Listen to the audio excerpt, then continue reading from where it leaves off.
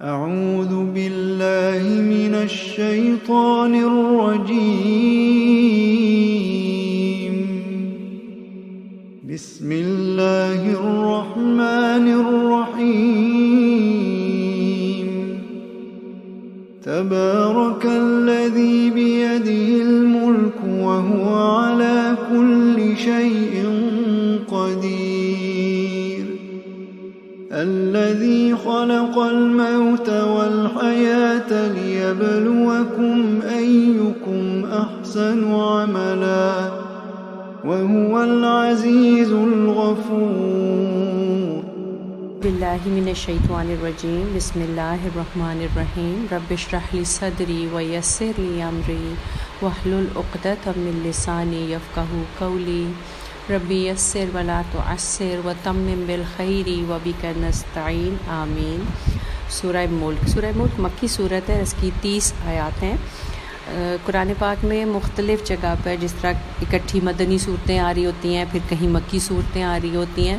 تو جب سورہ الحدید ہم پڑھتے ہیں تو سورہ الحدید سے لے کے سورہ تحریم تک یہ ساری مدنی صورتوں کا ایک گروپ آ جاتا ہے، اور اس کے بعد سورہ ملک سے لے کے سورہ ناس تک ساری مکی صورتیں ہیں سوائے سورہ نصر کے. یہاں سے آگے جتنی مکی صورتیں ہیں یہ قدرے مختصر ہیں، اور مکی صورتوں کا جیسے ہمیں پتہ ہے کہ ایک مزاج کیا ہے کہ اس میں اللہ تعالیٰ کی وحدانیت اور آخرت کے اوپر زیادہ زور دیا جاتا ہے.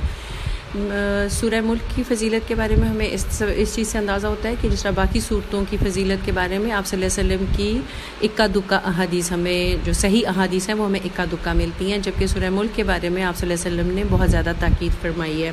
حضرت ام سلمہ رضی اللہ تعالیٰ سے روایت ہے کہ آپ کہتی ہیں کہ نبی پاک صلی اللہ علیہ وسلم روزانہ رات کو جب تک سورہ ملک اور سورہ حامیم سجدہ نہیں پڑھ لیتے تھے اس وقت تک آپ صلی اللہ علیہ وسلم سوتے نہیں تھے. اور مسلمانوں کے لیے بھی، مومنوں کو بھی آپ صلی اللہ علیہ وسلم نے کیا تاکید کی کہ اس کو رات کو سونے سے پہلے پڑھ لیا جائے. اسی طرح اس سورت کو سورۃ المنجیات بھی کہا جاتا ہے، نجات دلانے والی، یعنی یہ اپنے پڑھنے والے کو قبر کے عذاب سے نجات دلائے گی. حضرت انس رضی اللہ تعالیٰ سے ایک حدیث منقول ہے جس کا مفہوم کیا ہے کہ یہ اپنے ساتھی کے لیے سفارش کرے گی. اب یہاں پر لصاحبہ کہا گیا، یعنی جو اس کو اپنا ساتھی بنا لے گا. صرف قرات کرنا نہیں، صرف پڑھنا نہیں. دیکھیں قرآن کی کوئی بھی آیت اگر ہم صرف رٹ کے پڑھ لیتے ہیں اور اس کا نہ ہمیں معنی پتہ ہے اور نہ ہمیں اس کا مطلب اس کا ہمیں مفہوم بھی نہیں پتہ کہ وہ ہمیں کیا کہہ رہی ہے، اگر لفظی ترجمہ پتہ بھی ہے تو اس کی اصل روح کو اگر ہم نہیں پہنچے، اس کی اصل ڈیپتھ کو ہم نہیں پہنچے تو پھر وہ والا فائدہ نہیں دینے والی. جس طرح اگر کوئی ہم دوائی لاتے ہیں تو صرف اگر اس کو ہم لا کے گھر رکھ لیتے ہیں اور صبح شام اس کو پڑھ لیتے ہیں، اس کا نام پڑھ لیتے ہیں، تو وہ ہمیں فائدہ نہیں دیتی جب تک کہ ہم اس کو کھاتے نہیں ہیں، اور پوری ڈوز ہم اس کی جب تک پوری نہیں کرتے اس وقت تک ہمیں وہ دوائی فائدہ نہیں دیتی. تو اسی طرح سورہ ملک کا بھی یہی ہے کہ اس کو روز رات کو پورے شعور کے ساتھ سمجھ کے پڑھیں تو پھر انشاءاللہ تعالیٰ یہ ہمارے لیے قبر میں بھی ساتھی ہوگی. اور اسی طرح ہمیں احادیث سے کیا پتہ چلتا ہے کہ ایک دفعہ آپ صلی اللہ علیہ وسلم نے اپنے صحابہ سے کہا کہ قرآن کی ایک صورت ہے جس کی صرف 30 آیتیں ہیں، یہ اپنے پڑھنے والے کے لیے قیامت کے دن اللہ تعالیٰ سے حجت کرے گی یہاں تک کہ وہ اس کو معاف کرا لے. اسی طرح ایک اور حدیث کا مفہوم ہے کہ آپ صلی اللہ علیہ وسلم نے فرمایا کہ قرآن کی ایک صورت ہے جس کی 30 آیتیں ہیں، اور یہ اپنے پڑھنے والے کے لیے اس وقت تک اللہ تعالیٰ سے جھگڑا کرے گی جب تک کہ وہ اسے جہنم سے نکلوا کے جنت میں داخل نہ کر دے. اب اس صورت کو رات کو کیوں پڑھنے کی تاکید کی گئی ہے؟ اب دیکھیں رات کو ایک تو یہ ہوتا ہے کہ ہم دن کے سارے کاموں سے فارغ ہو چکے ہوتے ہیں، رات کو ہمیں کوئی اور کام نہیں کرنا ہوتا، اور یہ ایک نارمل روٹین ہے ہم ساروں کی کہ جب ہم بستر پہ لیٹتے ہیں تو اس دن ہم سارے دن کا اپنا جائزہ لیتے ہیں کہ آج ہم نے کیا کیا کیا، اور اگلے دن کی پلاننگ بھی ہم کر رہے ہوتے ہیں. تو بجائے اس کے کہ ہم اگر یہ سوچتے رہیں کہ آج میں نے کس کس کو ملا، کس کس کو فون کیا، کس کا میسج آیا، کس کا نہیں آیا، آج میں نے کیا بنایا، کیا نہیں بنایا، کل کیا بنانا ہے، ان چیزوں سے زیادہ بہتر نہیں ہے کہ ہم یہ جائزہ لیں کہ آج ہم نے اللہ تعالیٰ کے کن کن احکامات پر عمل کرنے کی کوشش کی، کہاں کہاں ہم سے کوتاہی ہوئی، کون کون سی چیزیں ہم سے چھوٹ گئیں، اور اپنے گناہوں پہ، اپنی غلطی پہ اللہ تعالیٰ سے استغفار کریں، اور اس کے بعد ہم اللہ تعالیٰ سے اگلے دن کے لیے کیا دعا مانگیں؟ اہدنا الصراط المستقیم، کہ یا اللہ ہمیں سیدھے راستے پر چلنے کی توفیق عطا فرمائیے۔ جو کمی کوتاہی مجھ سے آج سرزد ہوئی، کل وہ میں اس کمی کوتاہی کو کرنے سے بچ جاؤں، اور کوئی ایسا عمل مجھ سے کرا دیجئے کہ جو میرے لیے صدقہ جاریہ بن جائے۔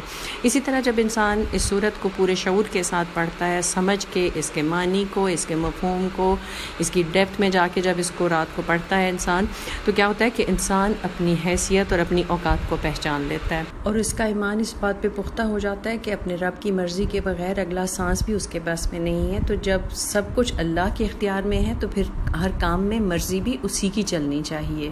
اللہ کی قدرتیں، اللہ تعالیٰ کی رحمت، اس کی مہربانی انسان کے ذہن میں خود بخود ایسے ایک کلیئر پکچر بنتی چلی جاتی ہے، اور پھر انسان بے اختیار شکر کرتا ہے کہ یا اللہ آج کتنے ہی لاکھوں لوگ ایسے ہوں گے جو بھوکے سوئے ہوں گے، لیکن آپ نے مجھے اور میرے خاندان کو امن اور سکون اور چین کے ساتھ پیٹ بھر کے کھانا کھانا نصیب فرمایا۔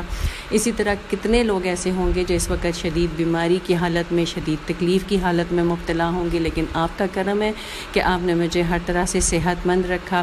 اسی طرح کتنے ہی لوگ ایسے ہوں گے کہ جن کا آج کوئی پیارا ان سے بچھڑ گیا ہوگا، کوئی فوت ہو کے بچھڑ گیا یا کسی اور وجہ سے ان سے دور ہو گیا، لیکن آپ نے مجھے ان آزمائشوں، ان تکلیفوں سے محفوظ رکھا۔ تو پھر انسان خود بخود اندر سے اس کے ایک شکر کا، ایک محبت کا، ایک عقیدت کا، ایک احترام کا جذبہ اس کے اندر پیدا ہوتا ہے۔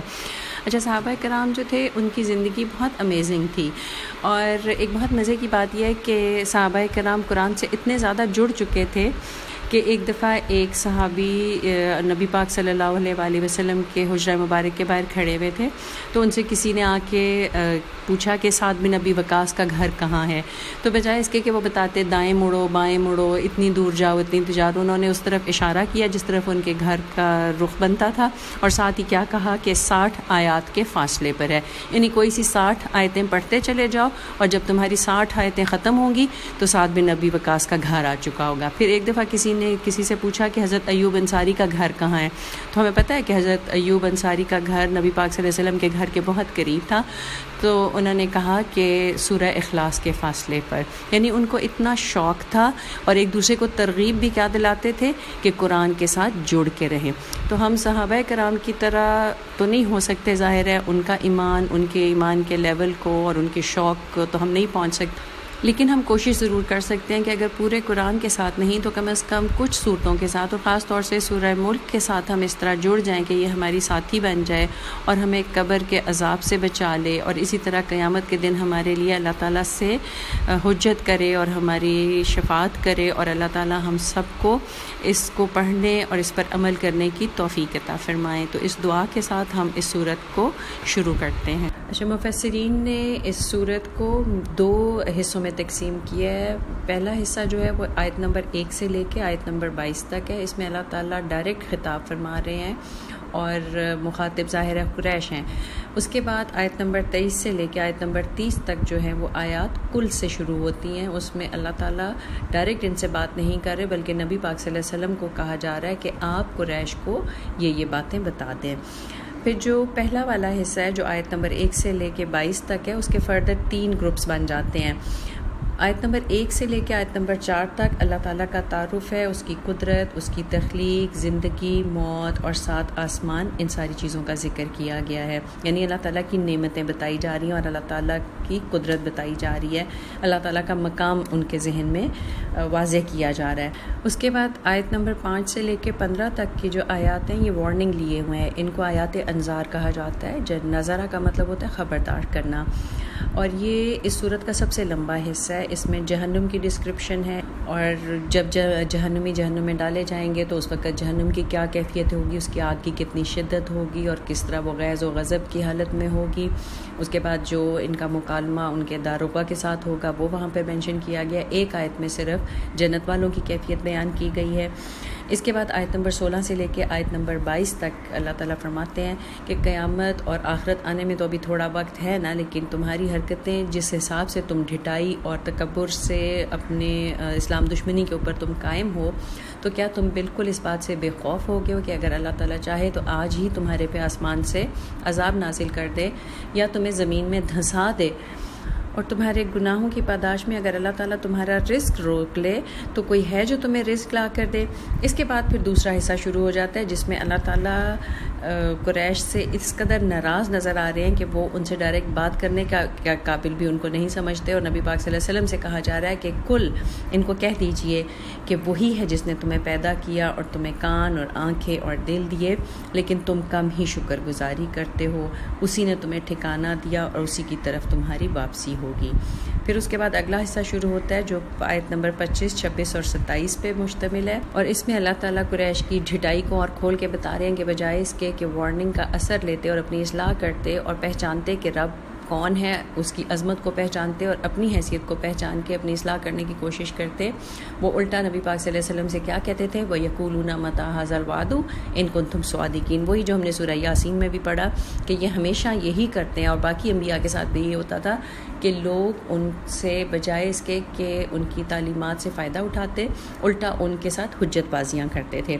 پھر آخری جو حصہ آ جاتا ہے آیت نمبر 28، 29 اور 30، اس میں اس بات کی طرف اشارہ ہے کہ مکہ کے جو لوگ تھے وہ نبی پاک صلی اللہ علیہ وسلم کی جان کے در پہ تھے، اور ان کے گھروں میں باقاعدہ آپ صلی اللہ علیہ وسلم کو بددعائیں دی جاتی تھی، کیونکہ ظاہر ہے ہر گھر میں سے کوئی نہ کوئی مسلمان ہو گیا تھا، اور ان کو بہت سخت تکلیف تھی کہ ہمارے بچے، ہماری بچیاں، ہماری عورتیں جو ہیں وہ ہمارے ہاتھوں سے نکلے چلے جا رہے ہیں۔ تو اللہ تعالیٰ فرماتے ہیں کہ آپ ان سے کہہ دیجئے کہ ارأیتم ان اہلکنی اللہ ومن معی او رحمنا، کہ اللہ تعالیٰ اگر مجھے اور میرے صحابہ کرام کو مار دے یا ہم پر رحم کر دے اور ہمیں زندہ رہنے دے، تم صرف اس بات کا سوچو اور اس بات کا جواب دو کہ کافروں کو اللہ تعالیٰ کے عذاب سے کون بچائے گا۔ اور پھر بہت خوبصورت انداز سے اللہ تعالیٰ اس صورت کو کنکلیوڈ کرتے ہیں، اور اللہ تعالیٰ کیا فرماتے ہیں کہ اگر اللہ تعالیٰ تمہارا جو پانی ہے اس کو اگر اللہ تعالیٰ گہرائی میں اتار دے تو کون تمہیں وہ پانی واپس لا کر دے گا۔ اس صورت کا شروع کس چیز سے ہوا تھا؟ تبارک الذی بیدہ الملک وہو علی کل شیء قدیر الذی خلق الموت والحیاۃ لیبلوکم ایکم احسن عملا وہو العزیز الغفور۔ جبکہ سورہ ہود آیت نمبر 7 میں اللہ تعالیٰ فرماتے ہیں کان عرشہ علی الماء لیبلوکم ایکم احسن عملا، وہاں پہ بھی احسن عمل کی بات ہوئی تھی اور اس صورت میں بھی احسن عمل کی بات ہوئی ہے۔ اور جو اللہ تعالیٰ کا عرش جو پانی کے اوپر ہے، تو دنیا میں جتنا پانی چاہے وہ بارش کی صورت میں آ رہا ہے، پھر اسی سے آگے دریا بن رہے ہیں، سمندر بن رہے ہیں، وہ سارے کا سارا اللہ تعالیٰ کے خزانے میں سے دیا جا رہا ہے نا، وہ ساری چیز کا جو اصل سورس ہے وہ تو اللہ تعالیٰ کے پاس ہے۔ تو اللہ تعالیٰ فرماتے ہیں کہ جو ایک قطرہ سا اپنے پورے خزانے میں سے میں تمہیں دیتا ہوں جس سے تمہاری پوری دنیا سیراب ہوتی ہے، اگر میں اس کو زمین کی تہوں میں اتار دوں تو کون ہے، کسی میں ایسی طاقت ہے کہ جو پھر دوبارہ سے بہتا ہوا پانی تمہیں لا کر دے دے۔ الشیطان الرجیم، بسم اللہ الرحمن الرحیم، سورہ ملک آیت نمبر 1۔ تبارک الذی بیدہ الملک وہو علی کل شیء قدیر الذی خلق الموت والحیاۃ لیبلوکم ایکم احسن عملا وہو العزیز الغفور۔ اب سورہ ملک پڑھنے سے پہلے ہمیں ذہن میں یہ بات رکھنی ہوگی کہ یہ کس وقت نازل ہوئی تھی، کہ یہ مکی دور کے اس وقت میں نازل ہوئی تھی جس وقت قریش کی مخالفت اپنی پوری انتہا کو پہنچ چکی تھی، اور وہ آپ صلی اللہ علیہ وسلم اور صحابہ کرام کی جان کے در پہ تھے، اور ان کا بس نہیں چل رہا تھا کہ کسی طرح یا تو آپ کو اور آپ کے صحابہ کو مار دیں یا ملک سے باہر نکال دیں، مکہ سے باہر نکال دیں۔ تو پہلی ہی آیت میں اللہ تعالیٰ نے ان کی سارے جو ڈھٹائی تھی اور جو تکبر تھا اس کو ایک ہی آیت میں ختم کر دیا۔ کیا فرمایا کہ تبارک الذی بیدہ الملک وہو علی کل شیء قدیر، کہ اگر اللہ تعالیٰ نے تمہیں مکہ میں تھوڑا سے دیر کے لیے اقتدار دے دیا ہے، تھوڑا سا تمہیں وہاں رہنے کا ٹھکانہ اللہ تعالیٰ نے دے دیا، تو تم خود کو خدا سمجھنے لگ گئے ہو، جبکہ اللہ اور اس کے رسول کے ساتھ مقابلہ کرنے سے پہلے، اس کے سامنے کھڑے ہونے سے پہلے یہ سوچ لو کہ یہ مکہ اتنی چھوٹی سی جگہ اللہ تعالیٰ کی بادشاہت کے سامنے کیا چیز ہے۔ اللہ تعالیٰ کی بادشاہت تو ہر چیز کے اوپر قائم ہے، اللہ تعالیٰ کے قبضہ قدرت میں ہر چیز ہے۔ یہ جو لفظ ہے تبارک کا، یہ برکت اردو میں ہم کہتے ہیں نا برکت. جس طرح آپ دیکھیں ہم جب کسی کو کوئی چیز ملتی ہے، کوئی گھر بناتا ہے، کوئی کسی کو خوشی ملتی ہے تو ہم کیا کہتے ہیں؟ آپ کو مبارک ہو. اصل میں ہم اس کو کیا دعا دے رہے ہوتے ہیں کہ اللہ تعالیٰ آپ کو اس کی برکتیں نصیب فرمائے. اور برکت کیا ہوتی ہے؟ خیر. اسی طرح جب ہم ایک دوسرے کو سلام کر رہے ہوتے ہیں تو ہم کیا کہتے ہیں؟ السلام علیکم ورحمۃ اللہ وبرکاتہ، کہ آپ پر اللہ تعالیٰ کی رحمتیں اور اللہ تعالیٰ کی برکتیں نازل ہوں. اور جب کسی چیز میں اللہ تعالیٰ برکت ڈالتے ہیں تو اس میں 3 ایلیمنٹس ضرور شامل ہوتے ہیں. پہلا ایلیمنٹ کیا ہے؟ زیادۃ الخیر، کہ خیر بڑھتی چلی جاتی ہے. جب اللہ تعالیٰ کسی چیز میں برکت ڈال دیتے ہیں تو وہ تھوڑی چیز میں بھی اتنی زیادہ بھلائی اور خیر ہوتی ہے کہ انسان حیران رہ جاتا ہے. اب دیکھیں جب ہم نبی پاک صلی اللہ علیہ وسلم کی زندگی کے حالات پڑھ رہے ہوتے ہیں تو ہمیں کئی ایسے واقعات ملتے ہیں کہ ایک پیالہ دودھ کا تھا یا تھوڑا سا شہد تھا، اور اس سے نبی پاک صلی اللہ علیہ وسلم نے اپنے پورے صحابہ کو وہ شہد یا دودھ جو ہے وہ پلایا، اور وہ خوب اچھی طرح انہوں نے دل بھر کے اس کو پیا، اور اس کے بعد بھی وہ بچ جاتا تھا. اسی طرح تھوڑا سا کھانا ہوتا تھا اور اللہ تعالیٰ کی برکت کی وجہ سے وہ 70 سے ایک واقعے میں 70 سے زیادہ صحابہ کو آپ صلی اللہ علیہ وسلم نے وہ تھوڑا سا جو کھانا تھا وہ کھلایا، اور اس کے بعد بھی کھانا بچ گیا تھا. اسی طرح جب نبی پاک صلی اللہ علیہ وسلم نے پہلی وحی جب آپ صلی اللہ علیہ وسلم پہ نازل ہوئی اور آپ نے گھر آ کے حضرت خدیجہ رضی اللہ تعالیٰ کو بتایا تو آپ پہ کتنے لوگ ایمان لائے تھے؟ صرف 4 لوگ ایمان لائے تھے نا. حضرت خدیجہ رضی اللہ تعالیٰ، حضرت ابو بکر صدیق جو آپ کے بچپن کے دوست تھے، اسی طرح آپ کے چچا زاد بھائی حضرت علی رضی اللہ تعالیٰ، اور آپ کے آزاد کردہ غلام جن کو اس وقت آپ نے اپنا منہ بلا بیٹا بنایا ہوا تھا اور وہ زید بن محمد کہلاتے تھے. یہ 4 بندے آپ پر ایمان لائے تھے. اور جس وقت آپ صلی اللہ علیہ وسلم نے مکہ سے ہجرت کی تو اس وقت آپ کے ساتھ تقریباً 150 مسلمان تھے، لیکن حجۃ الوداع کے موقع کے اوپر وہاں پر اس جگہ پر اس وقت 1.5 لاکھ سے زیادہ لوگ موجود تھے، اور باقی کئی ایسے لوگ تھے جو آگے پیچھے دین کی تبلیغ کے لیے نکلے ہوئے تھے. اور پھر اسی مشن میں اللہ تعالیٰ نے اتنی برکت ڈالی کہ دنیا کے کونے کونوں میں صحابہ کرام نے اپنی زندگیاں خرچ کیں اور اللہ کے دین کو ساری دنیا میں پھیلا دیا. لیکن آج بدقسمتی ہماری کیا ہے کہ ہمارے میں سے برکت، ہر چیز میں سے ہماری برکت اٹھ گئی ہے. آج مسلمانوں کی تعداد تو بہت زیادہ ہے، لیکن اسلام کو کیوں نہیں ایک وہ حیثیت حاصل جو اس کو ہونی چاہیے؟ اس لیے کہ ہم آج تفرقوں میں پڑے ہوئے ہیں اور ہم ایک دوسرے کو ہی جہنمی اور دوزخی قرار دینے کے اوپر ہمارا سارا فوکس ہے. اسی طرح ان کے ساتھ جب ہم اپنے آپ کو کمپیئر کرتے ہیں تو صحابیات کا کیا کام تھا کہ وہ سارے اپنے گھر کے کام خود کرتی ہوتی تھیں، آٹا بھی خود پیس رہی ہیں، پانی بھی بھر بھر کے لا رہی ہیں، اور سارے کام خود کرتی ہوتی تھیں. سو مچ وہ جنگوں میں بھی حصہ لے رہی ہوتی تھیں، لیکن ان میں سے کتنی زیادہ تھے جن کو قرآن پورے کا پورا حفظ تھا، اور اس کے بعد وہ قرآن کی عملی تفسیر تھیں وہ سارے صحابی اور صحابیات. آج ہمارے لیے زندگی اتنی ہی آسان ہے، ہمارے پاس ہر چیز ریڈیلی اویلیبل ہے، ہمیں نہ آٹا پیسنا پڑتا ہے، پسا پسایا ہمیں مل جاتا ہے. باقی ہمارے پاس اتنی بے تحاشا مشینیں ہیں جنہوں نے ہمارے کام جو ہے وہ ہم سیکنڈز میں، منٹوں میں ہم وہ سارے کام کر لیتے ہیں. پھر ہمارے پاس ملازمین کی فوج ہوتی ہے جو ہمارے آگے پیچھے ہمارے سارے کام کرنے کے لیے تیار رہتی ہے. لیکن ہمارے وقت میں برکت نہیں ہے، ہمارے پاس ٹائم ہی نہیں ہے کہ ہم قرآن کو کھولیں اور اس کو پڑھیں اور اس کو سمجھیں اور اس کے اوپر عمل کرنے کی کوشش کریں. بیسیکلی تو ہماری پرائیورٹیز بدل گئی ہیں نا. اسی طرح آپ دیکھیں کہ اللہ تعالیٰ جب کسی کام میں برکت ڈالتے ہیں، فرض کریں اگر ہم آپس میں لوگ بیٹھے ہوئے ہیں ہم لوگ، اور ہم ایک دوسرے کو یہ کہتے ہیں کہ چلو ہم کوئی چھوٹی سی صورت یاد کر لیتے ہیں، ہم وہ صورت یاد کر لیتے ہیں. اس کے بعد یہ بھی ہو سکتا ہے کہ اللہ تعالیٰ اس میں اتنی برکت ڈالے کہ صرف ایک صورت یاد کرنے سے کام شروع ہو، اور کوئی ایک انسان اس صورت کے ساتھ اور صورتیں، پھر اور صورتیں، اور پھر قرآن حفظ کر لے، اور پھر اس کو اتنا شوق ہو کہ وہ اپنے گھر والوں کو بھی اس چیز میں انوالو کر لے. پھر اور برکت اگر اس میں ڈال جائے تو پھر وہ اس کو سمجھنے کی بھی کوشش کرے، اور پھر اور برکت جب ڈال جائے گی تو پھر وہ اس کو پھیلانے کے لیے بھی کوشش کرنا شروع کر دے گا. اور جتنا جتنا اس چیز سے وہ پھیلتا چلا جائے گا کام، اس ایک صورت سے جو کام شروع ہوا تھا وہ جہاں جہاں تک پھیلے گا، اس میں جس نے اپنا حصہ ڈالا ہوگا اللہ تعالیٰ ان سب کے لیے اجر مقرر فرمائیں گے. اسی طرح جب اللہ تعالیٰ کسی چیز میں برکت ڈالتے ہیں تو اس کا جو دوسرا ایلیمنٹ ہے وہ ہے فوق التوقع. یعنی اللہ تعالیٰ جس کام میں برکت ڈالے اس میں سے جو خیر نکلتی ہے وہ ہماری سوچ، ہماری توقع سے کہیں زیادہ ہوتی ہے. جس طرح اب آپ دیکھیں کہ ہم ایک بیج ڈالتے ہیں فرض کریں زمین میں، ہماری توقع ہوتی ہے شاید نکل آئے، 50-50% چانس ہوتا ہے کہ نکل آئے گا پودا یا نہیں نکلے گا. اس میں سے پودا نکل آتا ہے، پھر وہ بڑا بھی ہو جاتا ہے، اس کے بعد اس میں اتنا پھل لگتا ہے کہ ہم سوچ بھی نہیں سکتے، ہم اس کو گن بھی نہیں سکتے۔ ایک بیج سے کام شروع ہوا تھا، اور پھر کیا ہوتا ہے کہ وہ ہر پھل میں سے کتنے بیج اور نکل آتے ہیں، اور پھر پھیلتے پھیلتے پھیلتے وہ ایک پورا باغ بن جاتا ہے۔ تو اللہ تعالیٰ جس کام میں بھی خیر اور برکت ڈال دیتے ہیں تو پھر وہ ہماری سوچ سے کہیں بڑھ کر ہوتا ہے۔ جس طرح آپ دیکھیں قرآن پاک میں اللہ تعالیٰ خود فرماتے ہیں نا کہ ایک نیکی کا اجر اللہ تعالیٰ 700 گنا دیتے ہیں، اور اس سے زیادہ بھی اللہ تعالیٰ دے سکتے ہیں۔ بات صرف اس میں اتنی ہوتی ہے کہ ہماری نیت کیا تھی۔ اگر نیت خالص تھی تو اللہ تعالیٰ اس کی خیر اور برکت کو بڑھاتے چلے جاتے ہیں۔ اور تیسرا ایلیمنٹ برکت میں کیا ہوتا ہے؟ البقا، کہ وہ چیز ہمیشہ باقی رہنے والی ہوتی ہے، اس میں اسٹیبلٹی ہوتی ہے، اس میں بیلنس ہوتا ہے۔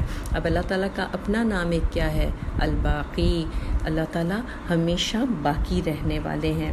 اسی طرح جو برکت ہے یہ بروک سے بھی ہے، اس سے ایک بروک بھی بنتا ہے نا۔ بروک کا مطلب ہوتا ہے بیٹھنے کی جگہ، اور بروک البعیر اونٹ کے بیٹھنے کی جگہ۔ عربوں کے ہاں اونٹ کو بہت زیادہ اہمیت دی جاتی تھی اور بہت زیادہ ویلیوبل اس کو سمجھا جاتا تھا، اور جہاں کہیں اونٹ بیٹھ جاتا تھا اس جگہ کو بہت برکت والی جگہ سمجھا جاتا تھا۔ اور دیکھیں جس وقت نبی پاک صلی اللہ علیہ وسلم ہجرت کر کے مدینہ آئے تھے تو آپ کی اونٹنی کہاں بیٹھی تھی؟ حضرت ایوب انصاری کے گھر کے باہر بیٹھی تھی نا، اور ان کو اللہ تعالیٰ نے کتنی بڑی ایک عزت سے نوازا تھا، کتنا شرف ان کو ملا تھا کہ سب سے پہلے انہوں نے نبی پاک صلی اللہ علیہ وسلم کی میزبانی کی تھی۔ تو ان تینوں ایلیمنٹس کو ذہن میں رکھتے ہوئے جب ہم اس سورت کو پڑھیں گے تو پھر ہمیں انشاءاللہ تعالیٰ بہت زیادہ اس سے فائدہ بھی ہوگا اور بہت مزہ بھی آئے گا اس کو پڑھنے کا۔ تبارک الذی، بہت بابرکت ہے وہ ذات، یعنی اللہ تعالیٰ کا تو نام ہی اتنا بابرکت ہے کہ اللہ تعالیٰ قرآن پاک میں خود فرماتے ہیں سورہ رحمان، تبارک اسم ربک ذی الجلال والاکرام۔ اگر اللہ کا نام ہی اتنا بابرکت ہے تو آپ سوچیں اللہ تعالیٰ کی ذات کی برکتیں کتنی بے حساب ہوں گی۔ اسی طرح قرآن پاک میں اللہ تعالیٰ فرماتے ہیں فتبارک اللہ احسن الخالقین، کہ بہت بابرکت ہے اللہ تعالیٰ جو احسن الخالقین ہے۔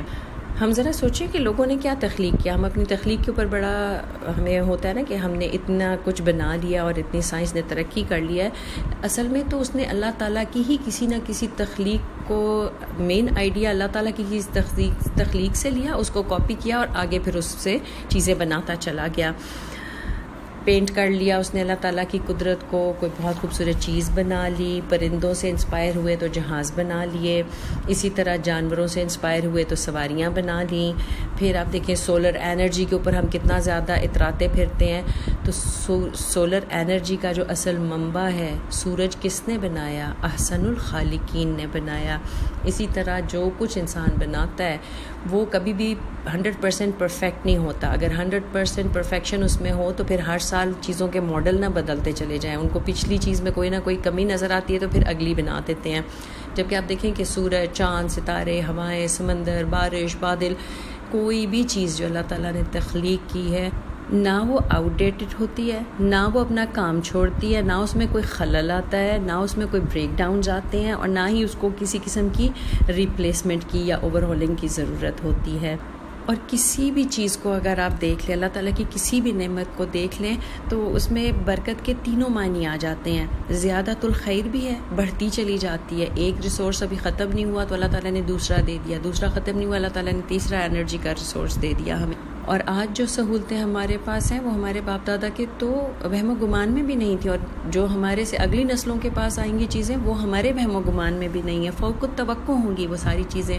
تو ہمیں کس سے جڑنا ہے؟ اس ذات سے جس کی برکتیں، جس کی ذات سے ہمیں ملنے والی خیر بڑھتی بھی چلی جائے گی، ہماری سوچ ہمارے وہم و گمان سے کہیں زیادہ بڑھ کر ہوگی، اور اسی طرح جس کی خیر ہمیشہ باقی رہے گی، دنیا میں رحمان کی صورت میں اور آخرت میں رحیم کی صورت میں۔ اللہ تعالیٰ سے دعا ہے کہ اللہ تعالیٰ ہم سب کو، سب مسلمانوں کو ان خوش قسمت لوگوں میں شامل کر دے جن پر اللہ تعالیٰ قیامت کے دن رحم فرمائیں گے، اور ہم سب کو اللہ تعالیٰ بغیر حساب کے جنت میں داخل فرما دیں، اور ہمیں نبی پاک صلی اللہ علیہ وسلم کی شفاعت نصیب فرما دیں۔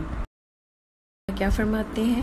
بیدہ الملک، جس کے ہاتھ میں تمام بادشاہت ہے۔ اب ملک جو ہے اس کو جب ہم ٹرانسلیٹ کر رہے ہوتے ہیں نا عربی ایک اس حساب سے مشکل زبان ہے کہ اس کا ہم ایکوریٹ ٹرانسلیشن نہیں کر سکتے. بالکل ہم جتنے مرضی کوشش کریں وہ جو اصل اس کی روح ہے، جو اصل اس کا ایک فلیور ہے، اس کو ہم نہیں پہنچ سکتے. اب جو ملک ہے اس کے اندر ساری چیزیں آ جاتی ہیں. اس میں جلال بھی آ جاتا ہے، اس میں شان بھی آ جاتی ہے، اس میں طاقت بھی آ جاتی ہے، اس میں عظمت بھی آ جاتی ہے، اس میں قدرت بھی آ جاتی ہے، اس میں وسعت بھی آ جاتی ہے، اس میں کبریائی بھی آ جاتی ہے. یہ ساری چیزیں ملک میں شامل ہوتی ہیں. اب جو ملک کی بات ہے یہ قرآن پاک میں بہت ساری جگہ پر ہمیں ملتی ہے. سورہ بقرہ آیت نمبر 107 میں اللہ تعالیٰ فرماتے ہیں الم تعلم ان اللہ لہ ملک السماوات والارض وما لکم من دون اللہ من ولی ولا نصیر. کیا تم نہیں جانتے کہ آسمانوں اور زمین کی بادشاہی اللہ ہی کی ہے اور اس کے سوا تمہارا کوئی حمایتی اور مددگار نہیں ہے. سورہ جمعہ کی آیت نمبر 1 میں اللہ تعالیٰ فرماتے ہیں یسبح للہ ما فی السماوات وما فی الارض الملک القدوس العزیز الحکیم. تسبیح کرتی ہے ہر چیز جو آسمانوں میں ہے اور جو زمین میں ہے، بادشاہ نہایت پاکیزہ، زبردست، حکمت والا. اسی طرح سورہ ناس میں اللہ تعالیٰ فرماتے ہیں قل اعوذ برب الناس ملک الناس. پھر سورہ یاسین میں ہم نے کیا پڑھا تھا فسبحان الذی بیدہ ملکوت کل شیء والیہ ترجعون. سورہ آل عمران میں اللہ تعالیٰ فرماتے ہیں قل اللہم ملک الملک تؤتی الملک من تشاء وتنزع الملک ممن تشاء وتعز من تشاء وتذل من تشاء بیدک الخیر انک علی کل شیء قدیر. کہو خدایا ملک کے مالک تو جسے چاہے حکومت دے اور جس سے چاہے چھین لے، جسے چاہے عزت بخشے اور جس کو چاہے ذلیل کر دے. بھلائی تیرے اختیار میں ہے، بے شک تو ہر چیز پر قادر ہے. یعنی اصل بادشاہی، اصل ملکیت کس کی ہے؟ اللہ تعالیٰ کی ہے، اور وہ اپنی ملکیت میں سے جس کو جتنا چاہے عطا فرما دے اور جس سے جب چاہے واپس بھی لے لے. اب دیکھیں سب سے بڑی سلطنت ہمارے پاس جو ہسٹری میں ہمیں ملتی ہے وہ کن کی تھی؟ حضرت سلیمان علیہ السلام کی تھی نا. اللہ تعالیٰ نے ان کو وہ سلطنت دی تھی جس کی انہوں نے دعا کی تھی کہ اللہ تعالیٰ مجھے ایسی سلطنت عطا فرمائیں جو نہ میرے سے پہلے کسی کو دی ہو آپ نے اور نہ میرے بعد میں کسی کو دیں. اور اس میں کیا کچھ نہیں تھا کہ ہوائیں بھی ان کے لیے مسخر کر دی گئی تھیں، اسی طرح ان کو جانوروں کی، ان کو پرندوں کی، ان کو چیونٹیوں تک کی بولیاں اللہ تعالیٰ نے سکھائی تھیں. اس میں برکت اللہ نے ڈالی تھی نا ان کی سلطنت میں، ان کو خیر عطا فرمائی تھی. ورنہ وہاں پہ کوئی ایسے انسٹیٹیوشنز تو نہیں تھے نا جہاں پہ جانوروں کی بولیاں سکھائی جاتی ہوں انسانوں کو. اور اسی میں ہم نے دیکھا کہ ایک پرندے نے، ہدہد نے آ کے آپ کو ملکہ سبا کے بارے میں خبر دی تھی. پھر جنوں کو حضرت سلیمان علیہ السلام کے لیے تابع کر دیا گیا اور وہ ہر وقت ان کی خدمت کے لیے تیار رہتے تھے. لیکن وہ سلطنت بھی ختم ہوگی، بقا نہیں تھی. خیر بہت اللہ نے اس میں ڈالی، برکت ڈالی، لیکن صرف اللہ کی ذات ایسی ہستی ہے کہ جس میں خیر بھی ہے، توقع سے زیادہ بھی ہے، بڑھتی بھی ہے اس کی خیر، اور پھر باقی رہنے والی بھی ہے. نبی پاک صلی اللہ علیہ وسلم کا طریقہ تھا کہ آپ صلی اللہ علیہ وسلم وطر پڑھنے کے بعد 3 بار یہ دعا مانگتے تھے سبحان الملک القدوس، اور پھر اس کے بعد کہتے تھے رب الملائکۃ والروح. ایک آپ صلی اللہ علیہ وسلم کی حدیث کا مفہوم ہے کہ جو کوئی روزانہ صبح 100 مرتبہ یہ دعا کرے لا الہ الا اللہ وحدہ لا شریک لہ لہ الملک ولہ الحمد وہو علی کل شیء قدیر، اس کے نامہ اعمال میں 100 نیکیاں لکھ دی جاتی ہیں اور اس کے 100 گناہ اس کے نامہ اعمال سے ہٹا دیے جاتے ہیں اور اسے 100 غلام آزاد کرانے کا ثواب دیا جاتا ہے. اور شام تک اللہ تعالیٰ اسے شیطان سے محفوظ رکھتے ہیں، اور اس دن میں اس سے زیادہ بھلائی میں کوئی سبقت نہیں لے جا سکتا سوائے اس کے جو اس سے زیادہ پڑھے، یعنی 100 سے زیادہ دفعہ جو اس دعا کو پڑھے. اسی طرح ترمذی کی ایک روایت ہے کہ آپ صلی اللہ علیہ وسلم نے فرمایا کہ فجر کی نماز کے بعد، جس طرح ہم جب فرض پڑھتے ہیں تو ہم کیا کرتے ہیں، بغیر بات کیے ہم سب سے پہلے کیا پڑھتے ہیں، آیت الکرسی پڑھتے ہیں. اس کے بعد وہیں بیٹھے بیٹھے، یعنی وضو کی حالت میں ہی اور نماز کے بعد جس طرح تشہد جس حالت میں ہم پڑھتے ہیں 2 زانو ہو کے، اسی حالت میں آپ صلی اللہ علیہ وسلم نے فرمایا کہ جو کوئی 10 بار یہ پڑھے گا لا الہ الا اللہ وحدہ لا شریک لہ لہ الملک ولہ الحمد یحیی و یمیت وہو علی کل شیء قدیر، تو اللہ تعالیٰ اس کے لیے 10 نیکیاں اس کے نامہ اعمال میں لکھوا دیں گے. اس کے نامہ اعمال سے 10 گناہ مٹا دیے جائیں گے اور اس کے 10 درجات بلند کر دیے جائیں گے، اور اس دن وہ ہر برائی سے محفوظ رہے گا.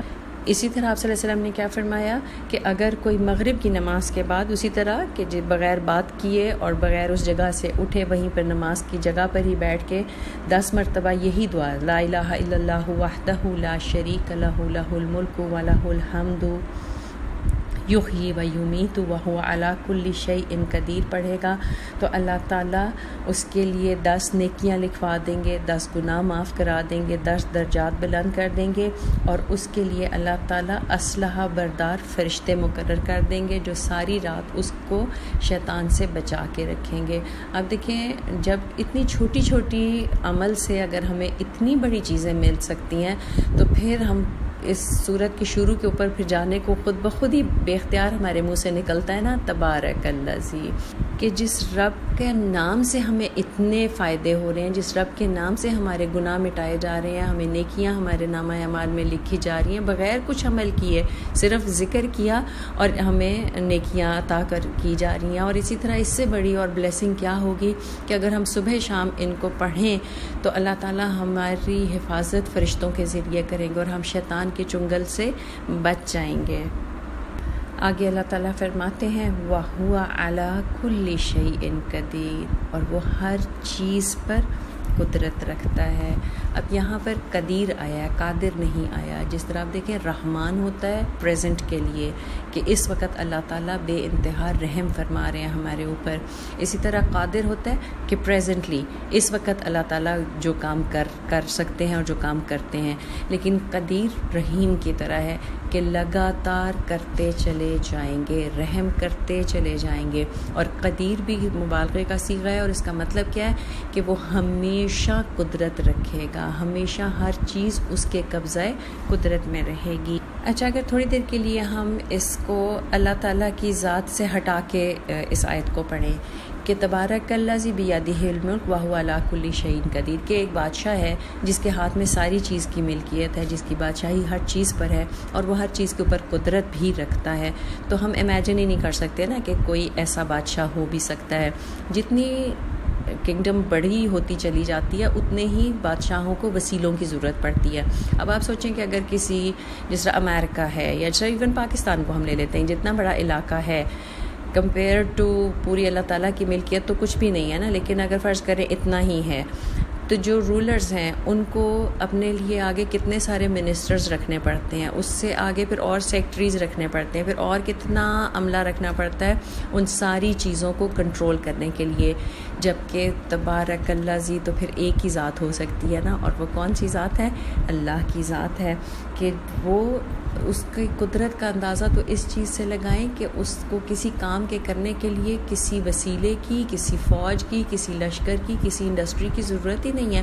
اگر وہ کسی قوم کو ہلاک کرنے کا فیصلہ کرتا ہے، جیسے سورہ یاسین میں ہم نے پڑھا تھا کہ وَمَا أَنزَلْنَا عَلَىٰ قَوْمِهِ مِن بَعْدِهِ مِن جُندٍ مِّنَ السَّمَاءِ وَمَا كُنَّا مُنزِلِينَ إِن كَانَتِ إِلَّا صَيْحَةً وَاحِدَةً فَإِذَا هُمْ خَامِدُونَ، کہ اللہ تعالیٰ نے کوئی لشکر نہیں اتارے تھے اس قوم کو ہلاک کرنے کے لیے، بلکہ کیا ہوا تھا، ایک ہی چنگھاڑ تھی، ایک ہی آواز تھی، اور وہ سارے کے سارے بجھ کے رہ گئے تھے. پھر سورہ یاسین میں اللہ تعالیٰ کیا فرماتے ہیں؟ انما امرہ اذا اراد شیئا ان یقول لہ کن فیکون، کہ جب وہ کسی کام کے کرنے کا ارادہ کرتا ہے تو صرف کن کہتا ہے اور وہ ہو جاتا ہے. آپ دیکھیں جو نبی پاک صلی اللہ علیہ وسلم نے ہمیں اس چیز کی ترغیب دلائی ہے، اس چیز کی تاکید کی ہے کہ رات کو سونے سے پہلے ہم اس سورت کو پڑھیں. جب ہم صرف یہ ایک آیت ہی کو ہم لیتے ہیں نا کہ اللہ تعالیٰ کے ہاتھ میں ہر چیز کی بادشاہت ہے، ہر چیز کے اوپر اللہ تعالیٰ کی قدرت ہے، تو ہمارا ایمان پختہ ہوتا چلا جاتا ہے. اور پھر صبح جب ہم اٹھیں گے تو ہم دنیا کے جتنے بھی ڈر اور خوف اور اندیشے ہیں نا، ان ساری چیزوں سے ہم آزاد ہو کے اٹھیں گے.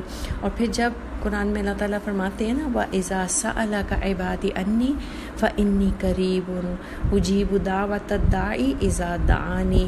تو آپ سوچیں کہ ہم پھر کس کیفیت سے اللہ تعالیٰ سے دعا مانگیں گے کہ اللہ تعالیٰ کیا فرماتے ہیں کہ جب میرے بندے آپ سے میرے بارے میں پوچھیں تو میں قریب ہوں. بیچ میں سے اللہ تعالیٰ نے کل نہیں کہا، ڈائریکٹ خود ہی اس کا جواب دے دیا کہ میں تو تمہارے قریب ہوں اور میں تمہاری دعاؤں کا جواب دیتا ہوں جب بھی تم مجھے پکارتے ہو.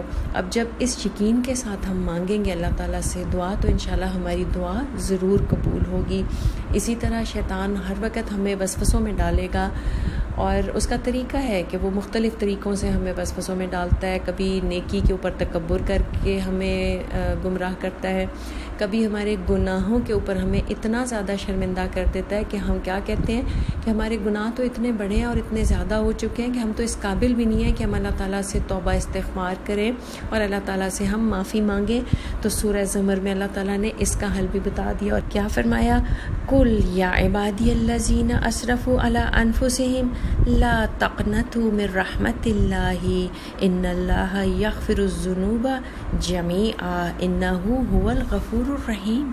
اللہ تعالیٰ نے کیا فرمایا، کہہ دو اے میرے بندو. کون سے بندو؟ جنہوں نے اپنے نفسوں پر ظلم کیا یعنی گناہ کیا. ان کو کیا کہہ دو، لا تقنطوا من رحمت اللہ، اللہ کی رحمت سے مایوس نہ ہو. کیوں؟ اس لیے کہ ان اللہ یغفر الذنوب جمیعا، اللہ تعالیٰ تو سارے کے سارے گناہ معاف کر سکتا ہے. انہ هو الغفور الرحیم، کیوں؟ اس لیے کہ وہی غفور بھی ہے اور رحیم بھی ہے. اب غفور کس کو کہتے ہیں؟ غفرہ سے ہے نا. غفرہ کا مطلب ہوتا ہے ڈھانپ دینا، کہ اللہ تعالیٰ ہمارے گناہوں کو ڈھانپ دیں گے، کسی کو پتہ بھی نہیں چلنے دیں گے. ہمارے نامہ اعمال سے ان گناہوں کو اس طرح ہٹا دیا جائے گا. اور یہاں پہ اللہ تعالیٰ نے اپنی کون سی صفت بتائی؟ الغفور، وہ خاص ہستی جو غفور ہے، جو ڈھانپ دے گی اور لگاتار ڈھانپتی چلی جائے گی، تمہارے گناہوں کو بخشتی چلی جائے گی. اور ساتھ ہی کیا کہا، الرحیم، وہ خاص رحم کرنے والا جو ہمیشہ رحم کرتا چلا جائے گا. بس تم صرف یہ کرو کہ اپنی نیت کو خالص کر لو اور کوشش کرتے چلے جاؤ. جو کمی بیشی ہوگی وہ الغفور الرحیم معاف کر دے گا. داعش کو ایک کھلی وارننگ بھی دی جا رہی ہے، کھلا چیلنج کیا جا رہا ہے کہ تم رب کے سامنے کھڑے ہوتے ہو، اللہ کے رسول صلی اللہ علیہ وآلہ وسلم اور مسلمانوں کے لیے زندگی مشکل کر رہے ہو، ان کو مکہ سے بے دخل کرنا چاہ رہے ہو. اللہ تعالیٰ ہر چیز پر قدرت رکھتا ہے. آج جنہیں تم یہاں سے اپنی طرف سے ذلیل کر کے نکال رہے ہو، مجبور کر کے نکال رہے ہو، چند سال گزریں گے اور یہ اسی مکہ میں فاتح کی حیثیت سے داخل ہوں گے. بالکل اسی طرح جس طرح فرعون کے ساتھ اللہ تعالیٰ نے کیا تھا. کتنی بڑی سلطنت تھی، خود کو وہ خدا کہتا تھا، اور موسیٰ علیہ السلام اور ان کے فالوورز کی زندگی اس نے مشکل کر دی تھی کہ وہ راتوں رات وہاں سے نکلے اور یہ پورے لشکر کے ساتھ ان کے پیچھے گیا کہ ان کو ہم جا کے ختم کر دیں گے. تو کیا ہوا، اللہ تعالیٰ نے اس کو اور اس کے سارے لشکر کو غرق کر دیا، اور موسیٰ علیہ السلام اور ان کے فالوورز کو اللہ تعالیٰ نے باحفاظت دوسری طرف پہنچا دیا.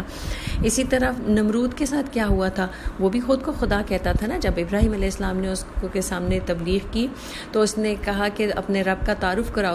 تو ابراہیم علیہ السلام نے کہا کہ میرا رب وہ ہے جس کے ہاتھ میں زندگی اور موت ہے. تو اس نے کیا کہا، زندگی اور موت کا مالک تو میں ہوں. اور قید خانے سے 2 قیدیوں کو بلوایا، ایک کو مروا دیا اور ایک کو زندہ چھوڑ دیا، اور کہا دیکھا میں نے کہا تھا نا کہ زندگی اور موت تو میرے اختیار میں ہے. تو حضرت ابراہیم علیہ السلام نے پھر اس کو کیا کہا تھا کہ میرا رب تو وہ ہے جو سورج کو مشرق سے نکالتا ہے، تم اسے مغرب سے نکال لو. تو اس کے پاس کوئی جواب نہیں تھا. فَبُهِتَ الَّذِي كَفَرَ، کہ جس نے کفر کیا تھا وہ حیران رہ گیا کہ اب میں اس چیز کا کیا جواب دوں.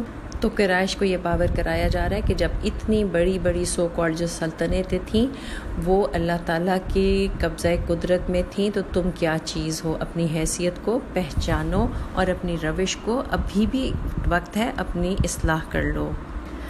الذی، وہ ہستی، خلق الموت، جس نے تخلیق کیا، پیدا کیا موت کو، والحیات، اور حیات کو. اور کیوں پیدا کیا، لیبلوکم، تاکہ وہ تمہیں آزمائے. کس چیز کے بارے میں آزمانا تھا، ایکم احسن عملا، کہ تم میں سے کون احسن عمل کرتا ہے، کون اچھا عمل کرتا ہے. وَهُوَ الْعَزِيزُ الْغَفُورُ، اور وہ زبردست بھی ہے اور غفور بھی ہے، بخشنے والا بھی ہے.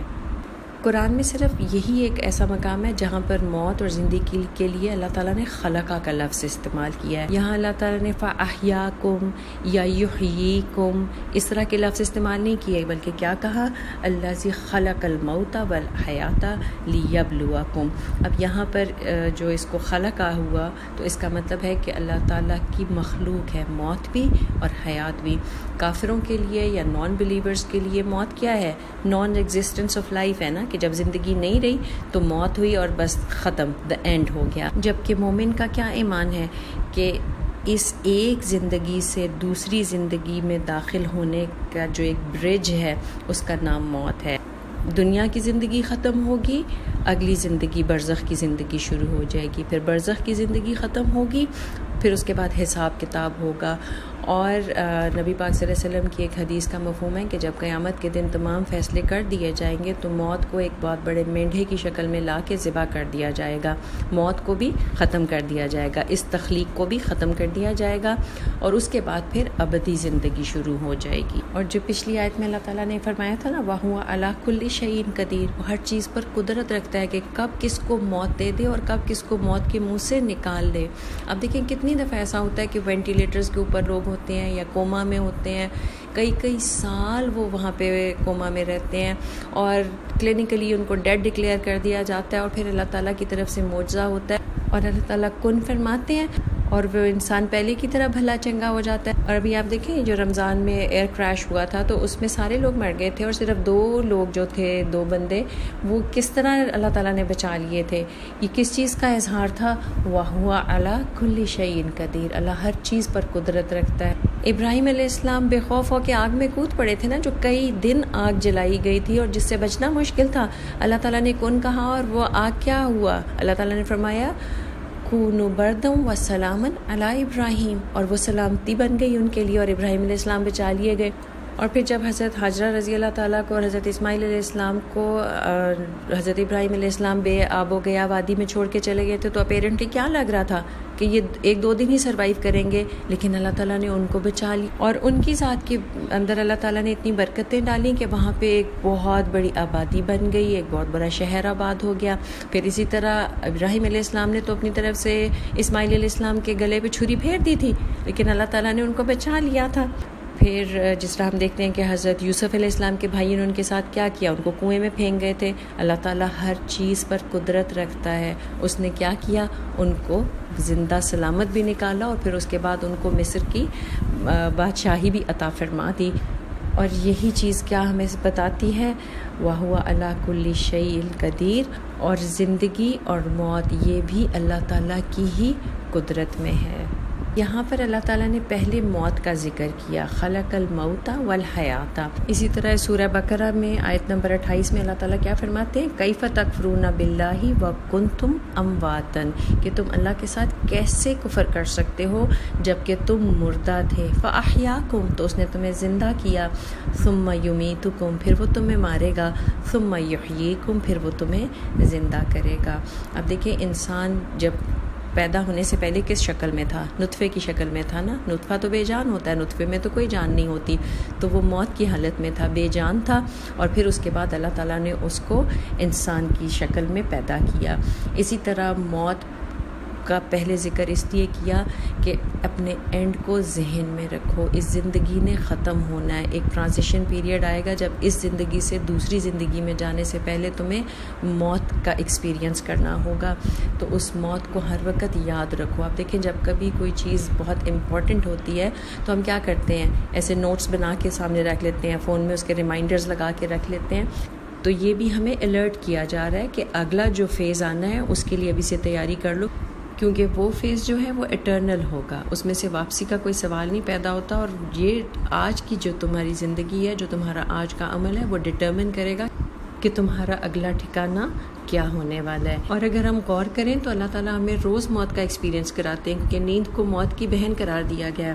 اللہ تعالیٰ قرآن پاک میں سورہ زمر میں فرماتے ہیں آیت نمبر 42 میں، اللہ یتوفی الانفس حین موتها واللتی لم تمت فی منامها فیمسک التی قضی علیها الموت ویرسل الاخری الی اجل مسمی ان فی ذلک لآیات لقوم یتفکرون۔ اللہ تعالیٰ فرماتے ہیں وہ اللہ ہی ہے جو موت کے وقت روحیں قبض کرتا ہے، اور جو ابھی نہیں مرا ہے اس کی روح نیند میں قبض کر لیتا ہے، پھر جس پر وہ موت کا فیصلہ نافذ کرتا ہے اسے روک لیتا ہے، یعنی نیند میں ہی اس کو موت آ جاتی ہے، اور دوسروں کی روحیں ایک وقت مقرر کے لیے واپس بھیج دیتا ہے۔ اور نبی پاک صلی اللہ علیہ وسلم نے ہمیں کیا دعا سکھائی کہ جب صبح اٹھو تو کیا کہو، الحمدللہ الذی احیانا بعدما اماتنا والیہ النشور، کہ شکر کرو اس چیز کا کہ اللہ نے ایک دن اور دے دیا، ایک موقع اور دے دیا کہ جو پچھلے گناہ تھے، جو پچھلی کوتاہیاں تھیں، ان پہ توبہ کر کے اصلاح کر دی جائے۔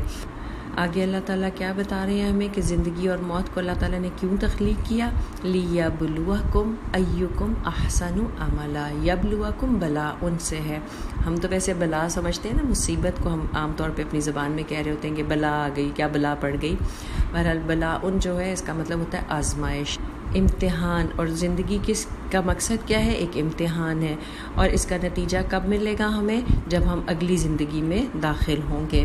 اب زندگی کو ہم نے صرف گزارنا نہیں ہے، اللہ تعالیٰ نے ہمیں صرف زندگی گزارنے کے لیے نہیں یہاں پر بھیجا، انسان کو اللہ تعالیٰ نے اشرف المخلوقات بنا کے بھیجا ہے، اور پھر مسلمان جو ہیں ان کو ایک اور ڈیزگنیشن اللہ تعالیٰ نے عطا فرمایا، اور وہ کیا ہے؟ امت وسط کا۔ تو ہمارا امتحان تو بہت کڑا ہے۔ اب دیکھیں جس طرح ایجوکیشن سسٹم میں کیا ہوتا ہے کہ پورا سال ایک ہی سلیبس ہوتا ہے، سارے بچوں کو وہ ایک ہی سلیبس پڑھایا جاتا ہے، ایک ہی ٹیچر ان کو پڑھا رہا ہوتا ہے۔ اب اس میں بچے مختلف ہوتے ہیں، کلاس میں کوئی بچے وہ ہوتے ہیں کہ جو سارے ٹائم کو ہنسی مذاق میں گزار دیتے ہیں اور بالکل سیریس نہیں ہوتے، نہ لیکچر کو سن رہے ہوتے ہیں، اور نہ ہی گھر جا کے اس کو ریوائز کرنے کی تکلیف گوارا کرتے ہیں۔ کچھ بچے ذرا ایسے اوسط درجے کے ہوتے ہیں کہ وہ ٹھیک ہے کم از کم کلاس میں اچھے سے سن لیتے ہیں، تھوڑا بہت گھر جا کے اس کو ریوائز بھی کر لیتے ہیں، امتحانوں کے نزدیک تھوڑا بہت پڑھ بھی لیتے ہیں۔ اور کچھ بچے ایسے بھی ہوتے ہیں جو ایکسٹرا آرڈینری ہوتے ہیں، جو کلاس میں بھی بہت زیادہ اٹینٹیو ہوتے ہیں، اور اس کے بعد گھر جا کے وہ سارے ریفرنس بکس اٹھا کے ان سے نوٹس بنا رہے ہوتے ہیں، پھر بھرپور تیاری کر کے وہ امتحان دینے جاتے ہیں۔ اور پھر جب امتحان گاہ میں جاتے ہیں تو اس میں بھی مختلف طریقے سے بچے ریئیکٹ کر رہے ہوتے ہیں۔ کچھ بچے ایسے ہوتے ہیں جو پیپر کو بس پڑھا سرسری سا، جو سمجھ میں آیا کر لیا، اس کے بعد اس کو ری چیک بھی نہیں کیا اور پیپر تھما کے باہر نکل جاتے ہیں۔ جبکہ کچھ بچے ایسے ہوتے ہیں جنہوں نے تیاری اچھی کی ہوئی ہوتی ہے، وہ پھر پہلے پیپر کو پڑھتے ہیں اور اس کے بعد دیکھتے ہیں کہ کون کون سے پورشن کے نمبر کس کس حساب سے ملنے ہیں، پھر وہ دیکھتے ہیں کہ جس میں زیادہ نمبر ملنے کا چانس ہوتا ہے وہ والا پورشن جو ہے اس کو پہلے اٹیمپٹ کر لیتے ہیں، اور پھر جتنا ٹائم بچ جاتا ہے اس میں باقی پورشنس کو اس حساب سے وہ کرتے چلے جاتے ہیں۔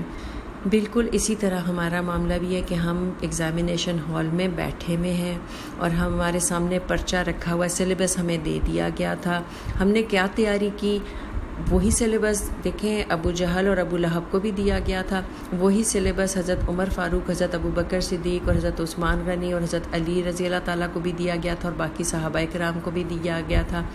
انہوں نے ابو جہل وغیرہ نے کیا کیا، ہنسی مذاق اور ان چیزوں میں وقت گزارا اور چلے گئے، جبکہ باقی یہ جو صحابہ کرام تھے یہ وہ والے لوگ تھے جنہوں نے لیکچر بھی پورے دھیان سے سنا، اس کے بعد ریفرنس نوٹس بھی بنائے، اور پھر پیپر کو بھی انہوں نے بہترین طریقے سے اٹیمپٹ کیا۔ ہمارے مسلمان بھی امتحان گاہ میں ہم بیٹھے ہوئے ہیں اور ہمارے ہاتھوں میں پرچے تھما دیے گئے ہیں جن کو ہم سالو کر رہے ہیں۔ اب ڈیپینڈ کیا کرتا ہے، کس چیز پہ کرتا ہے کہ ہم نے تیاری کیسی کی، ہم نے لیکچر سنا نہیں سنا، کس دھیان سے سنا، اس کے بعد کس طرح ہم نے نوٹس بنائے، کس طرح ہم نے اس چیز کو بار بار دہرا کے ازبر کیا، پکا کیا۔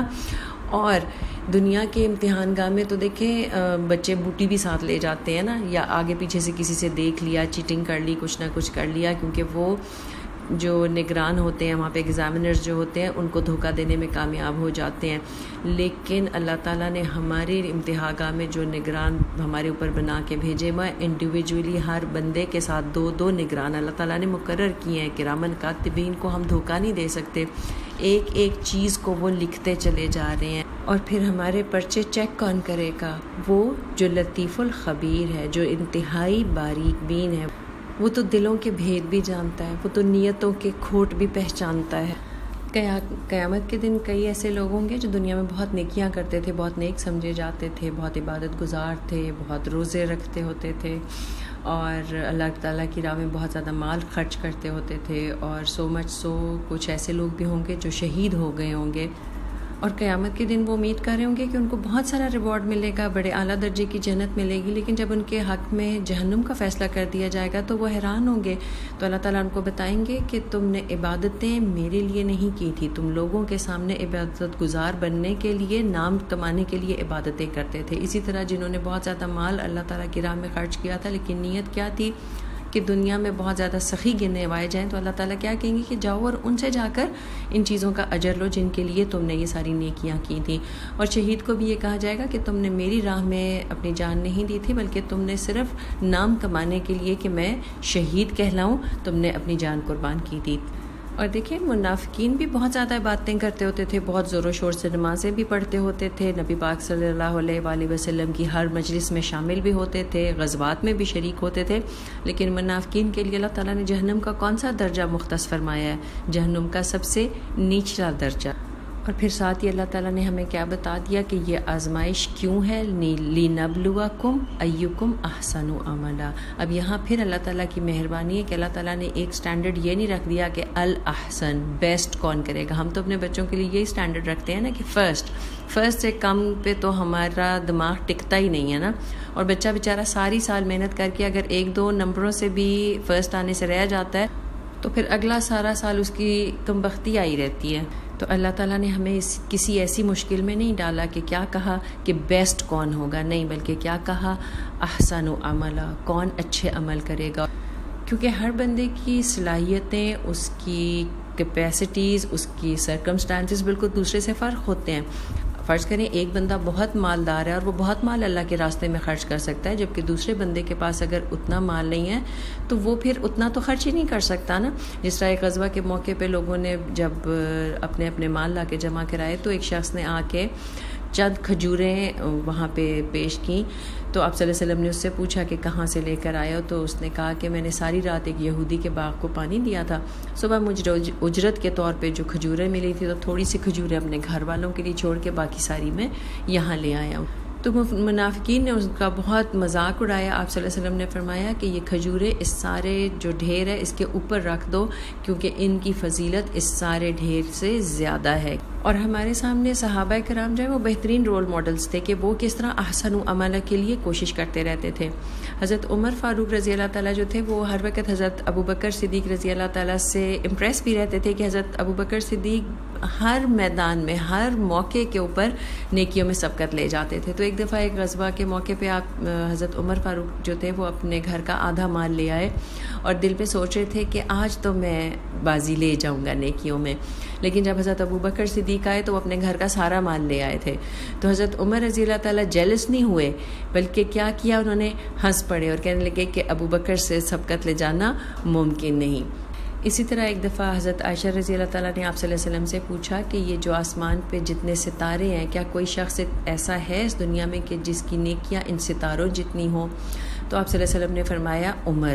حضرت عائشہ رضی اللہ تعالیٰ دل میں تھوڑی سی ایسے اداس ہوئی، کیونکہ ان کا خیال تھا کہ نبی پاک صلی اللہ علیہ وآلہ وسلم ان کے والد حضرت ابو بکر صدیق کا نام لیں گے۔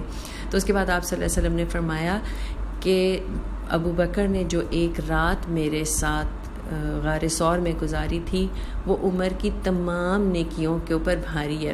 تو جب حضرت عمر رضی اللہ تعالیٰ کو یہ بات پتہ چلی تو وہ پھر ساری زندگی یہ خواہش کرتے رہے کہ کاش ابو بکر میرے سے میری ساری زندگی کی نیکیاں لے لیں اور وہ ایک رات مجھے دے دیں جو انہوں نے نبی پاک صلی اللہ علیہ وسلم کے ساتھ غار ثور میں گزاری تھی۔ آگے اللہ تعالیٰ فرماتے ہیں وَهُوَ الْعَزِيزُ الْغَفُورُ، کہ وہی العزیز بھی ہے اور الغفور بھی ہے۔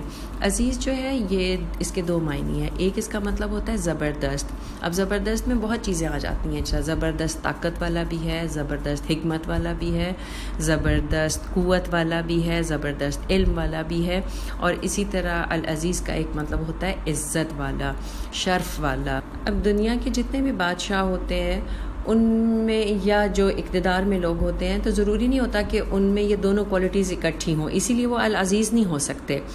کوئی زبردست ہو سکتا ہے طاقت کے حساب سے، جس طرح فرعون کے پاس بہت طاقت تھی، بہت اس کے پاس مین پاور تھی، بہت ریسورسز تھے، بہت بڑی سلطنت تھی اس کے پاس، لیکن اس کی عزت تو کوئی نہیں کرتا تھا، ڈر کے لوگ اس کے سامنے خاموش رہتے تھے، لیکن اس کی عزت نہیں کی جاتی تھی، وہ عزت کے قابل نہیں تھا، اس کی حرکتیں جو تھیں، اس کا ظلم اور اس کا تکبر اس قابل نہیں تھا کہ اس کی عزت کی جائے۔ اسی طرح دنیا میں ایسے لوگ ہوتے ہیں جو بہت معزز ہوتے ہیں، بہت شریف ہوتے ہیں، بہت اچھے ہوتے ہیں، لوگ ان کی بہت عزت کرتے ہیں، لیکن ان کے پاس طاقت اور اقتدار نہیں ہوتا۔ لیکن اللہ تعالیٰ کی ہستی واحد ایسی ہستی ہے کہ جو العزیز ہے، صرف عزیز نہیں ہے، العزیز ہے، ساری طاقت بھی اسی کے ہاتھ میں ہے، اور اتنی طاقت ہے کہ وہ ہماری روش کے اوپر ہمیں 1 سیکنڈ میں پکڑ کے سیدھا کر سکتا ہے، لیکن یہ اس کی رحمت ہے کہ وہ ہمیں مہلت دیے چلا جاتا ہے۔ اور اسی طرح صرف وہی عزت کی بھی لائق ہے، ہر قسم کا شرف اور ہر قسم کی جو بلندی ہے وہ صرف اللہ تعالیٰ کی ذات کے لیے ہی سزاوار ہے۔ اور العزیز ہوتے ہوئے، طاقتور ہوتے ہوئے، زبردست ہوتے ہوئے، صرف وہی ہمیں بھی یہ طاقت دے سکتا ہے کہ ہم نیکیوں کے راستے پہ چلیں، وہی ہمیں وہ طاقت دے سکتا ہے کہ ہم گناہوں سے اپنے آپ کو روک سکیں۔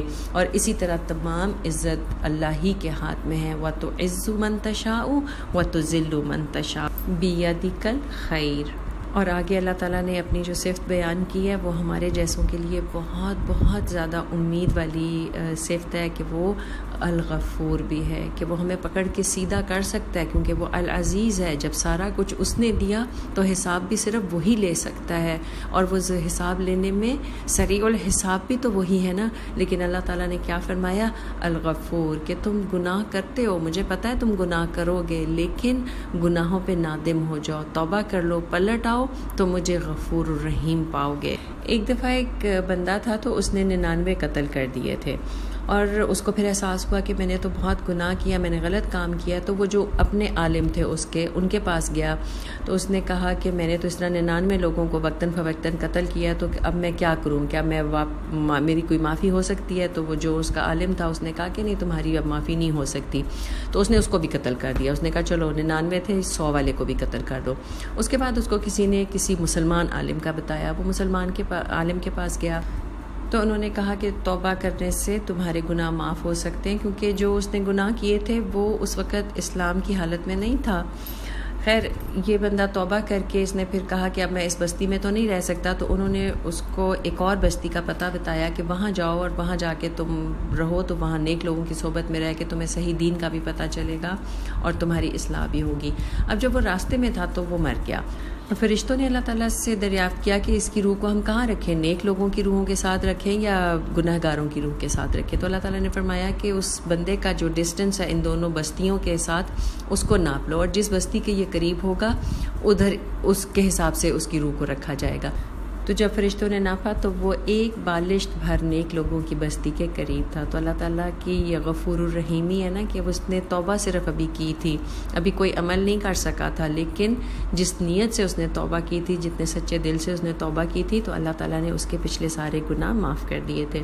اسی طرح جب ہم قرآن پاک پڑھتے ہیں تو ہمیں بہت زیادہ ایک دل کو حوصلہ ملتا ہے، ایک ہمیں ڈھارس بنتی ہے کہ چاہے ہم جتنے بھی گنہگار ہوں، اگر ہم اللہ تعالیٰ کی طرف پلٹنا چاہیں تو ہمارے پاس پلٹنے کا راستہ ابھی بھی موجود ہے۔ سب سے پہلے تو ہمیں آدم علیہ السلام کی دعا ملتی ہے، کیا انہوں نے فرمایا تھا؟ ربنا ظلمنا انفسنا وان لم تغفر لنا وترحمنا لنکونن من الخاسرین۔ پھر اللہ تعالیٰ سورہ تحریم میں کہتے ہیں یا ایھا الذین آمنوا، اے لوگو جو ایمان لائے ہو، توبوا الی اللہ توبۃ نصوحا، اپنے رب کی طرف پلٹ آؤ اور توبۃ نصوحا کرو۔ عسیٰ ربکم ان یکفر عنکم سیئاتکم، امید ہے کہ تمہارا رب تمہارے گناہوں کو تم سے دور کر دے گا۔ وَيُدْخِلَكُمْ جَنَّاتٍ تَجْرِي مِن تَحْتِهَا الْأَنْهَارُ، اور وہ تمہیں ایسی جنتوں میں داخل کر دے گا جن کے نیچے نہریں بہتی ہوں گی۔ اسی طرح سورہ فرقان میں اللہ تعالیٰ نے آیت نمبر 70 اور 71 میں کیا فرمایا؟ إِلَّا مَن تَابَ وَعَمِلَ صَالِحًا، لیکن وہ انسان جس نے توبہ کی اور نیک عمل کیے، فَأُولَئِکَ، تو یہی وہ لوگ ہیں، يُبَدِّلُ اللَّهُ سَيِّئَاتِهِمْ حَسَنَات، کہ اللہ تعالیٰ ان کے گناہوں کو نیکیوں سے بدل دے گا، کیونکہ وَكَانَ اللَّهُ غَفُورًا رَحِيمًا، کیونکہ اللہ تعالیٰ غفور الرحیم ہے۔ اب یہاں پر کرنا کیا ہوا ہے کہ توبہ بھی کون سی کرنی ہے؟ توبۃ النصوح۔ تو توبہ توبۃ کاذبین نہیں کرنی، یعنی جھوٹی صرف زبان سے توبہ نہیں کرنی۔ توبۃ النصوح کون سی ہوتی ہے کہ جس میں انسان اپنے کسی بھی گناہ پہ دل سے شرمندہ ہو اور آئندہ نہ کرنے کا پکا ارادہ کر کے، باقی اگر پھر وہ دوبارہ وہ گناہ کر جاتا ہے وہ اور بات ہے، لیکن اس کا ارادہ پکا کیا ہو کہ میں نے یہ گناہ نہیں کرنا، اور اس کے لیے کوشش بھی پھر وہ کرتا چلا جائے۔ تو اللہ تعالیٰ ہم سب کو نیک کام کرنے کی توفیق عطا فرمائے، اور اللہ تعالیٰ ہم سب کو گناہوں سے بچنے کی توفیق عطا فرمائے۔ اور اگر ہم گناہ کر دیں، اور جو ہم کرتے ہیں دن میں ہم کتنے گناہ کرتے ہیں، تو اللہ تعالیٰ ہمیں یہ توفیق دے کہ ہم توبہ کرنے میں دیر نہ کریں، اور پھر اللہ تعالیٰ ہماری توبہ کو قبول بھی فرما لے۔